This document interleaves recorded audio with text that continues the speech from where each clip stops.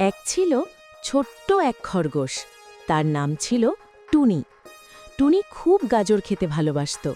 একদিন সে বনে হাঁটতে হাঁটতে একটি ঝকঝকে সোনালি গাজর পেল। গাজরটিতে ঝলমল ঝলমল করছিল। টুনি বলল, ওয়াও, এত সুন্দর গাজর, আমি একাই খেয়ে ফেলব। ঠিক তখন তার বন্ধু কাঠবিড়ালি মিনি এসে বলল, টুনি, আমরা কি একটু ভাগ করে খেতে পারি? টুনি একটু ভাবল, তারপর হাসি দিয়ে বলল, হ্যাঁ, আমরা সবাই মিলে খাব। তারা গাজরটি ভাগ করে খেল। হঠাৎ গাজরটি জাদু করে অনেকগুলো গাজরে বদলে গেল। সব প্রাণী খুশি হয়ে বলল, ধন্যবাদ টুনি। টুনি বুঝল, ভাগাভাগি করলে সবাই খুশি হয়। শিক্ষা: ভাগাভাগি করলে সবাই খুশি হয়।